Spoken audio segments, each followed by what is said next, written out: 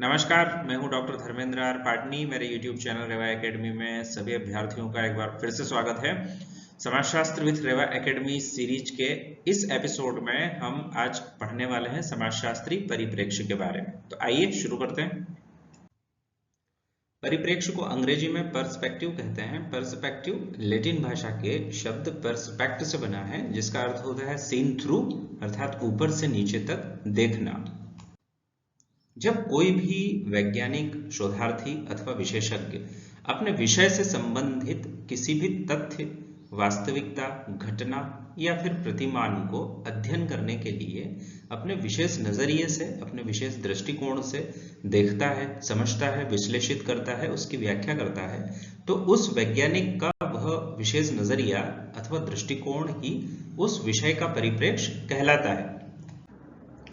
इस संबंध में विद्वान और समाज वैज्ञानिक थियोडोरसन ने बहुत ही सारगर्भित व्याख्या प्रस्तुत की है। थियोडोरसन के अनुसार मूल्य, विश्वास, अभिवृत्ति और अर्थ, यह सब किसी भी व्यक्ति को संदर्भ और दृष्टिकोण उपलब्ध कराते हैं, और इसी संदर्भ और दृष्टिकोण के आधार पर कोई भी व्यक्ति अपने आसपास घटित होने वाली समस्त घटनाओं को या अपने आसपास उत्पन्न होने वाली समस्त प्रकार की परिस्थितियों को निरीक्षण करता है, देखता है, विश्लेषण करता है अथवा अवलोकन करता है, और वह उसी के आधार पर अपने अर्थ को स्पष्ट करने का प्रयत्न करता है।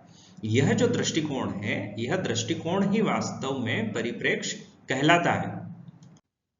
इस प्रकार से जब समाजशास्त्र का कोई भी शोधार्थी, कोई भी विद्वान, कोई भी समाज वैज्ञानिक जब सामाजिक पर्यावरण की किसी भी परिस्थिति का, घटित होने वाली किसी भी घटना का या समाज में व्याप्त किसी भी प्रकार के व्यवहार प्रतिमान का अध्ययन, विश्लेषण और व्याख्या जब अपने विशेष नजरिए और विशेष दृष्टिकोण के अनुसार करता है, तो वह दृष्टिकोण, वह नजरिया समाजशास्त्री परिप्रेक्ष्य कहलाता है।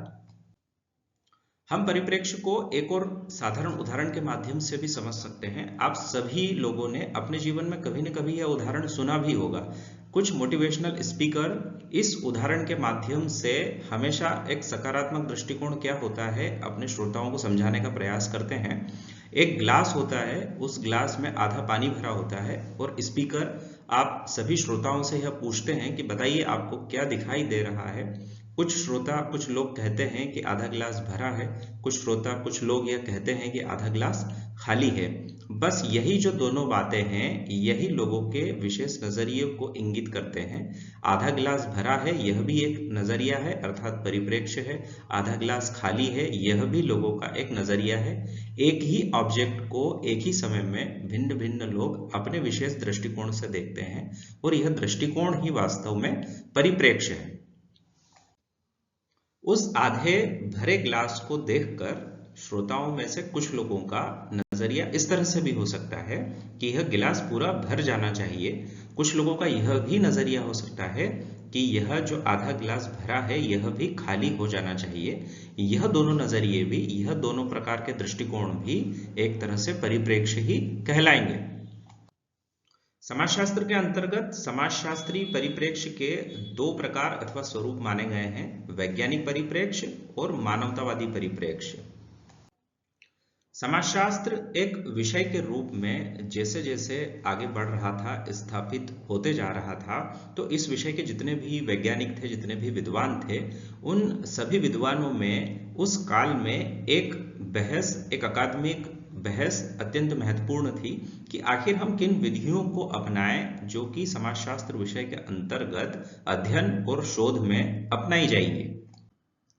समाजशास्त्र के विभिन्न विद्वानों ने अध्ययन विधि के संबंध में अपने अपने तर्क और व्याख्याएं प्रस्तुत की हैं। उन्हीं तर्क और व्याख्याओं के आधार पर समाजशास्त्र में अध्ययन के दो परिप्रेक्ष्य विकसित हुए हैं: वैज्ञानिक परिप्रेक्ष्य और मानवतावादी परिप्रेक्ष्य।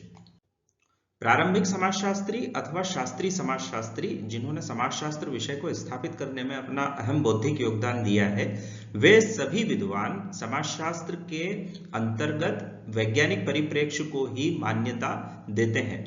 समाजशास्त्र के पितामह ऑगस्ट काम्ट भी वैज्ञानिक परिप्रेक्ष्य के ही समर्थक थे। फिर उनके उत्तराधिकारी दुर्खिम, फिर ब्रिटेन के समाजशास्त्री स्पेंसर, अमेरिकन समाजशास्त्री टॉलकॉट पार्सन्स, जर्मन समाजशास्त्री मैक्स वेबर, विल्फ्रेड पैरेटो जैसे समस्त समाजशास्त्री और समस्त विद्वान वैज्ञानिक परिप्रेक्ष्य के ही प्रबल समर्थक थे।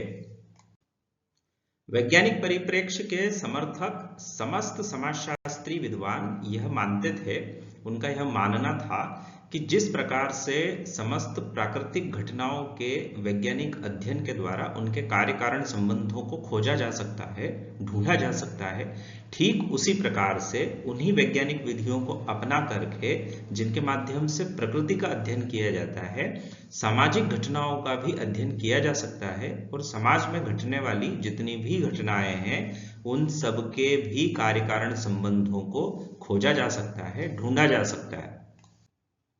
अर्थात वैज्ञानिक परिप्रेक्ष्य के समर्थक सभी समाजशास्त्रियों अथवा विद्वानों का यह स्पष्ट मत था, उनका यह दृढ़ विश्वास था कि जो मानवीय व्यवहार है वह कुछ निश्चित प्राकृतिक नियमों के आधार पर ही संचालित होता है। अर्थात मानवीय आचरण तथा व्यवहार का वैज्ञानिक प्रविधियों के अनुसार अध्ययन करने के पश्चात उसके कार्य कारण संबंधों की भी स्पष्ट वैज्ञानिक व्याख्या की जा सकती है। समाजशास्त्र के पितामह ऑगस्ट काम्ट का प्रत्यक्षवाद भी वास्तव में समाज को अध्ययन करने की एक विधि ही थी, जो कि वैज्ञानिक परिप्रेक्ष्य के अंतर्गत ही आता है। अमेरिकन समाजशास्त्री टॉलकट पार्सन्स ने भी अपनी व्याख्या में यह बताया है कि चूंकि समाजशास्त्र और प्राकृतिक विज्ञान इन दोनों की विषय वस्तु में पर्याप्त अंतर है, किंतु प्राकृतिक विज्ञान जिन अध्ययन विधियों का प्रयोग करते हैं उन्हीं अध्ययन विधियों को समाजशास्त्र में अपनाया जाना चाहिए। काम्ट के उत्तराधिकारी और फ्रांस के समाजशास्त्री इमाइल दुर्खिम भी वैज्ञानिक समाजशास्त्र के प्रबल समर्थक थे। रॉबर्ट के मर्टन जैसे समाजशास्त्री भी यह मानते थे कि यदि हमें समाजशास्त्र को तथा समाजशास्त्रीय परिप्रेक्ष्य को यदि वैज्ञानिक स्वरूप प्रदान करना है तो हमें प्राकृतिक विज्ञान की अध्ययन विधियों को समाजशास्त्र में भी वैसे ही मान्यता देनी होगी। अर्थात निष्कर्ष के रूप में यह कहा जा सकता है कि समाजशास्त्र के अंतर्गत आनुभविक अध्ययन के आधार पर जितने भी तथ्य एकत्रित किए जाएंगे, संकलित किए जाएंगे, उन एकत्रित तथ्यों का वैज्ञानिक विधि के आधार पर सामान्यीकरण किया जा सकता है। अब बात करते हैं मानवतावादी परिप्रेक्ष्य की। मानवतावादी परिप्रेक्ष्य दरअसल समाजशास्त्र के अंतर्गत उस दृष्टिकोण, उस उपागम की ओर संकेत करता है जिसके द्वारा, जिसके माध्यम से सभी समाज वैज्ञानिक समाज को उसमें रहने वाले लोगों के दृष्टिकोण से देखने, समझने और व्याख्या करने का प्रयास करते हैं। मानवतावादी परिप्रेक्ष्य का विकास वास्तव में वैज्ञानिक परिप्रेक्ष्य के विरोध के फलस्वरूप ही हुआ था। सर्वप्रथम समाजशास्त्रीय वैज्ञानिक परिप्रेक्ष्य को चुनौती यूरोप में डिल्थे के द्वारा प्रदान की गई थी। विद्वान डिल्थे के दृष्टिकोण से मिलता जुलता दृष्टिकोण अमेरिकन समाजशास्त्री कोले का भी था। मानवतावादी परिप्रेक्ष्य तथा इस परिप्रेक्ष्य के समर्थक समस्त समाजशास्त्रियों तथा विद्वानों ने उन वर्गों, समाज के उन समूहों तथा उन व्यक्तियों के अध्ययन पर विशेष जोर दिया, उन्हीं के अध्ययन पर अपना पूरा ध्यान केंद्रित किया जो कि समाज की मुख्य धारा से विलगित थे, शोषित थे अथवा पीड़ित थे। अर्थात मानविकी परिप्रेक्ष्य के समर्थकों तथा विद्वानों ने अब समाज के अध्ययन के बजाय वैयक्तिक अध्ययन पर अपना ध्यान केंद्रित किया। उनका मानना था कि अब समय आ गया है कि वस्तुपरक अध्ययन के बजाय विषयपरक अध्ययन पर जोर दिया जाना चाहिए। समाजशास्त्र का मानवतावादी परिप्रेक्ष्य उन समस्त अध्ययनों तथा उन समस्त अध्ययन विधियों का घोर विरोधी है जो कि व्यवस्था के पोषक है।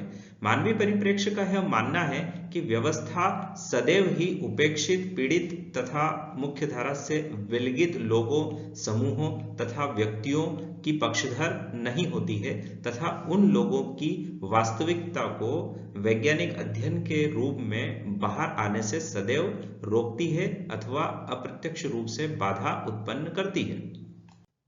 अर्थात मानवतावादी परिप्रेक्ष्य व्यवस्था का पक्षधर नहीं है, यह व्यवस्था की आलोचनात्मक व्याख्या प्रस्तुत करता है तथा हमेशा से, सदियों से जो विलगित, और जो पीड़ित और जो शोषित समूह लोग और व्यक्ति हैं उनके कल्याण की कामना करते हुए उन्हें मुख्य धारा में शामिल करने के दृष्टिकोण से समाजशास्त्री व्याख्याएं प्रस्तुत करने का कार्य करता है। कुल मिलाकर मानवतावादी परिप्रेक्ष्य प्रघटनाशास्त्री उपागमों का और दृष्टिकोण का पक्षधर है तथा समाजशास्त्री अध्ययन के दौरान समाज के सदस्य के दृष्टिकोण पर अपना पूरा ध्यान केंद्रित करता है। मानवतावादी परिप्रेक्ष्य के अंतर्गत समाजशास्त्री अध्ययन के 4 उपागम अथवा 4 प्रविधियां मान्यता प्राप्त हैं।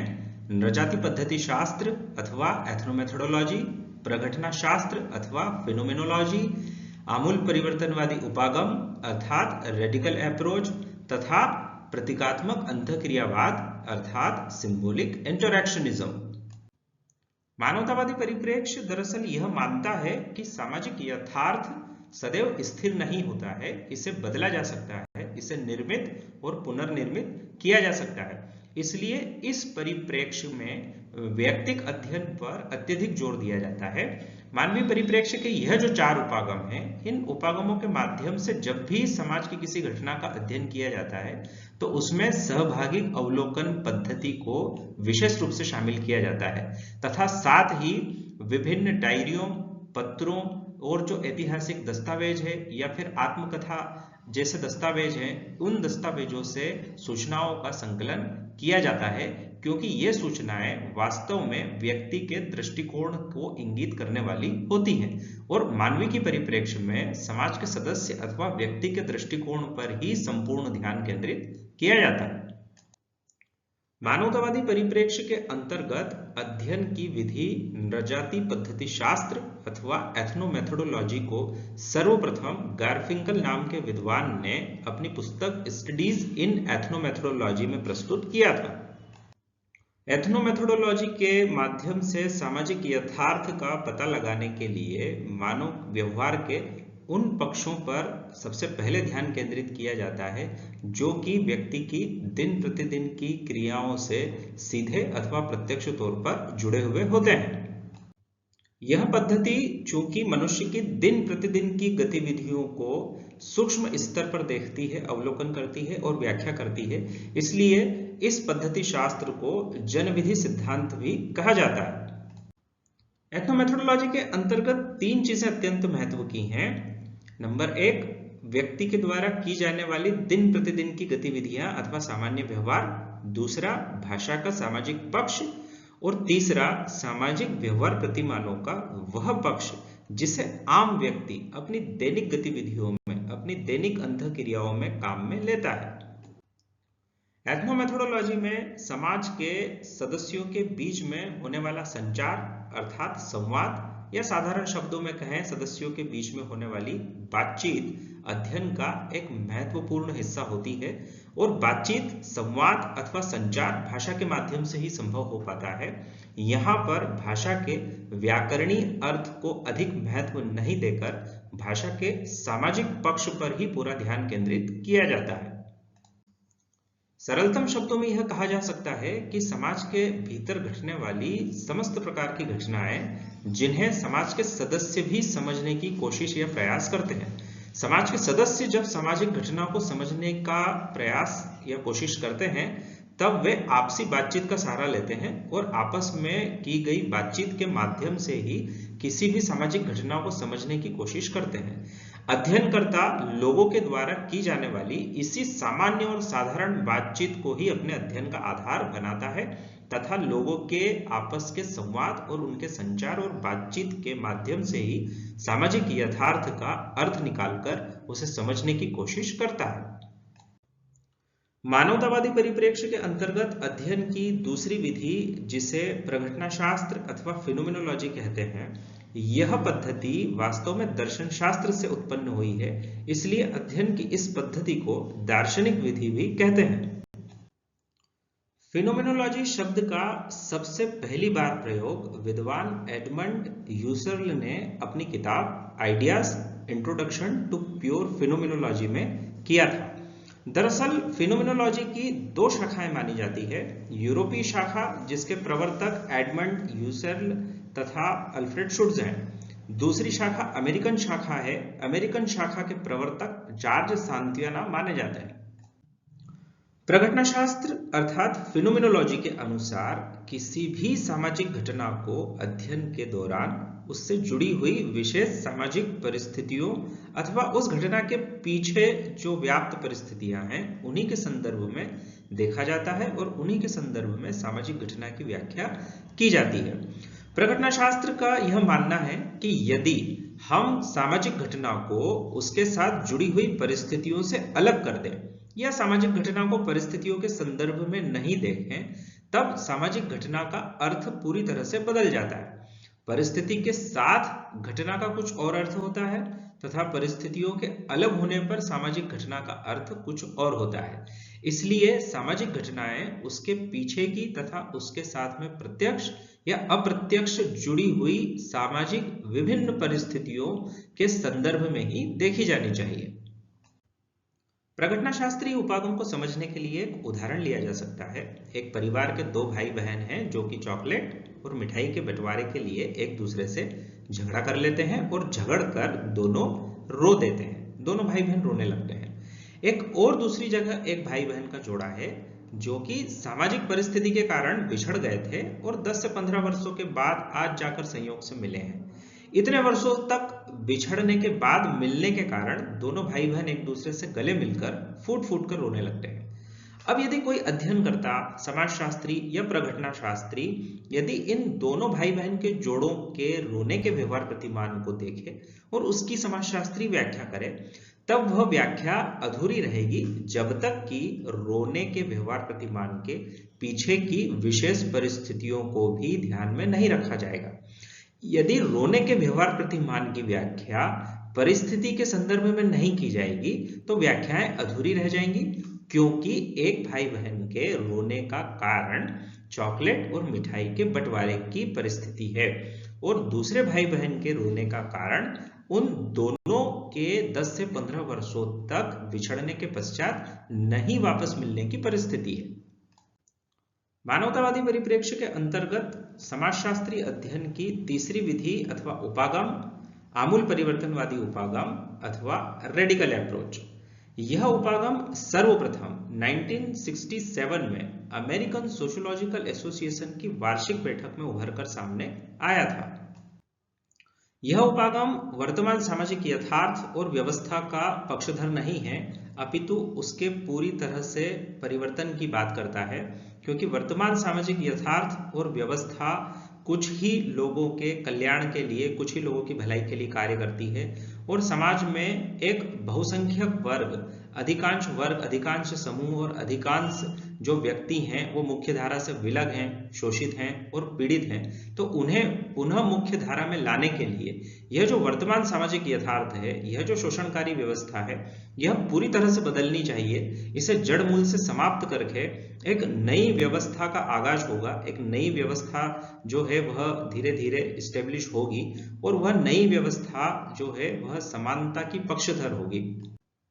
यदि सरलतम शब्दों में कहें तो समाज का जो भी पीड़ित समूह है, दलित समूह है, वंचित वर्ग है, कमजोर वर्ग है, वे सभी कमजोर वर्ग, वे सभी पिछड़े वर्ग किस तरह से समाज की मुख्य धारा में फिर से शामिल हो सकते हैं, उनकी सभी की वास्तविक समस्याएं क्या है, उनकी समस्याओं का वास्तविक कारण क्या है, इन्हीं सब बातों की समाजशास्त्री व्याख्या यह उपागम करता है तथा इन सब वर्गों को मुख्य धारा में लाने के लिए यह आवश्यक हो जाता है कि वर्तमान सामाजिक यथार्थ को पूरी तरह से जड़ से समाप्त करके नई व्यवस्था को प्रतिस्थापित किया जाए। मानवतावादी परिप्रेक्ष्य के अंतर्गत समाजशास्त्री अध्ययन का चौथा उपागम सिंबॉलिक इंटरैक्शनिज्म अर्थात प्रतीकात्मक अंतःक्रियावाद की उत्पत्ति विद्वान हर्बर्ट ब्लूमर ने की थी। हर्बर्ट ब्लूमर ने अपनी पुस्तक symbolic interactionism perspectives and method में सबसे पहली बार प्रतीकात्मक अंतःक्रियावाद की विस्तार से व्याख्या प्रस्तुत की थी। प्रतीकात्मक अंतःक्रियावाद के अनुसार मनुष्य के चारों तरफ भौतिक पर्यावरण और सामाजिक पर्यावरण व्याप्त है। इन दोनों प्रकार के पर्यावरण में अनेक वस्तुएं हैं जो कि भौतिक भी हैं और अभौतिक भी हैं। इन समस्त भौतिक और अभौतिक वस्तुओं का अर्थ भाषा के माध्यम से स्पष्ट होता है। भाषा ही वास्तव में इन समस्त भौतिक और अभौतिक तत्वों का, वस्तुओं का नामकरण करती है। समस्त प्रकार की भौतिक और अभौतिक वस्तुओं का नामकरण तथा उनके अर्थ को स्पष्ट करने में भाषा के अतिरिक्त कुछ और विशेष प्रकार के प्रतीकों का भी योगदान हो सकता है, जैसे कि विशेष तरह के जेस्चर, हाव भाव तथा इशारे भी ऐसे प्रतीक हैं जिनके माध्यम से कुछ अर्थ स्पष्ट होते हैं और यह अर्थ सर्वमान्य और सर्वस्वीकृत होते हैं। अर्थात सरलतम अर्थ में यह कहा जा सकता है कि किसी भी मानव समाज के भीतर प्रतीकों की एक सुचारू व्यवस्था होती है और प्रतीकों की इस सुचारू व्यवस्था के कारण ही दो सदस्य या समाज के सभी सदस्य आपस में एक दूसरे से बातचीत करने में या फिर संवाद और संचार करने में सक्षम हो पाते हैं। और बातचीत, संवाद और संचार की इसी प्रक्रिया के कारण अंतःक्रिया हो पाती है और अंतःक्रिया के कारण ही सामाजिक संबंध बन पाते हैं और इन्हीं सामाजिक संबंधों के जाल को हम समाज कहते हैं। अर्थात जो सामाजिक व्यवस्था, जो सामाजिक संरचना हमारे समाज में व्याप्त है, स्थापित है, यह सही मायने में प्रतीकों की व्यवस्था के कारण ही स्थापित हो पाई है। अर्थात सामाजिक यथार्थ को पता करने के लिए, सामाजिक यथार्थ की व्याख्या करने के लिए हमें प्रतीकों की व्यवस्था को भी समझना होगा और प्रतीकों की व्यवस्था के संदर्भ में ही हम सामाजिक यथार्थ की वास्तविक व्याख्या कर सकते हैं, क्योंकि सामाजिक यथार्थ अंतःक्रिया के द्वारा निर्मित हुआ है और समस्त अंतःक्रियाएं वास्तव में यदि हम सूक्ष्म स्तर पर देखें तो वे प्रतीकात्मक अंतःक्रियाएं ही होती है। यही प्रतीकात्मक अंतःक्रियावाद का सार है। ज्ञान प्राप्त करने की इन प्रक्रियाओं और छोटे छोटे प्रयासों का आनंद उठाइए, अपनी तैयारी को पूरी ऊर्जा और मनोयोग से करते रहिए। मेरे वीडियो और कंटेंट आप लोगों को कैसा लग रहा है कमेंट बॉक्स में जरूर लिखिएगा। यदि पसंद आ रहा हो तो लाइक, शेयर और सब्सक्राइब करना नहीं भूलें। सिविल सर्विसेज की तैयारी करने वाले अभ्यर्थियों के लिए भी रेवा एकेडमी चैनल बहुत ही जल्द एक सीरीज की शुरुआत करने जा रहा है, तो बने रहिए रेवा एकेडमी के साथ। आप सभी का समय शुभ हो। बहुत बहुत धन्यवाद।